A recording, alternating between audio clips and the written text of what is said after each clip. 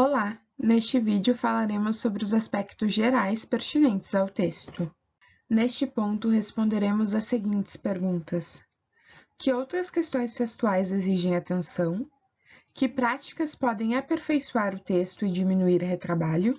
Em relação à utilização dos termos e siglas, deve-se sempre explicar termos e siglas específicos. Ao mencionar pela primeira vez uma sigla, deve-se apresentar o seu significado e em seguida a sigla entre parênteses, conforme o exemplo: Organização Mundial da Saúde, entre parênteses, OMS. Assim, nas demais ocorrências, usa-se apenas a sigla. Além disso, não se deve utilizar abreviaturas em títulos e subtítulos.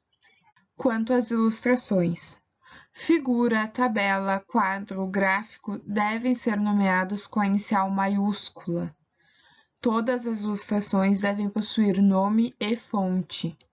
Gráficos devem possuir títulos em todos os eixos, escala adequada e indicação da unidade de medida, como, por exemplo, se as informações do gráfico tratam-se de um valor monetário, porcentagem, tempo em segundos, entre outros.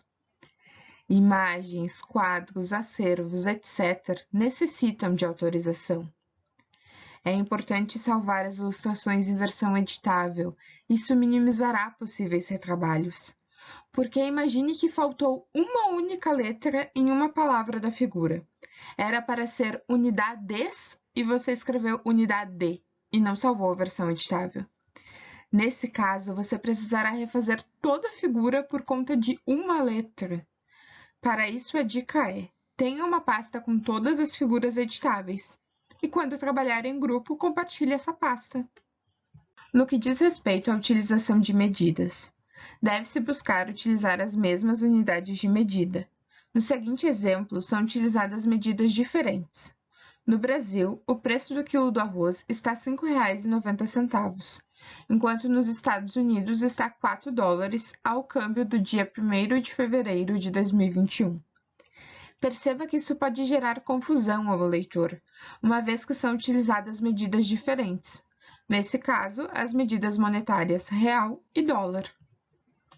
Em relação aos números, deve-se escrever por extenso os números de 1 a 9, exceto nas ilustrações.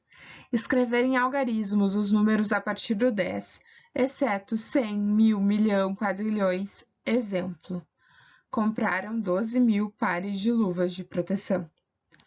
Utilizar algarismos para quantidades, porcentagens, datas, horas, enumerações e grandezas. Utilizar números romanos para séculos. Exemplo: século XXI. Escrever números fracionários por extenso, exceto nas ilustrações. Exemplo: 2/3.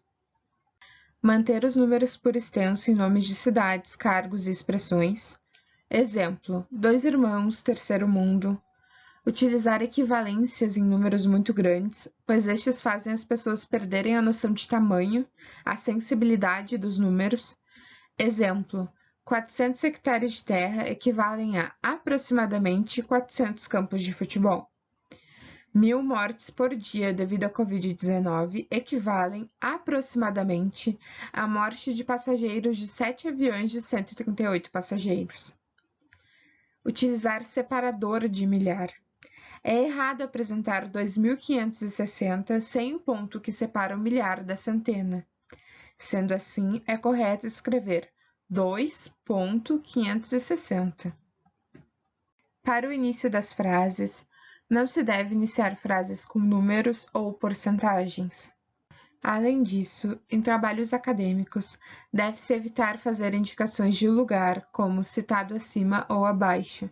Nesses casos, é indicado utilizar como citado no capítulo X, como mencionado no tópico supracitado, conforme segue, etc. Por fim, em qualquer texto, deve-se evitar o uso de expressões de conotação etnocentrista e preconceituosa.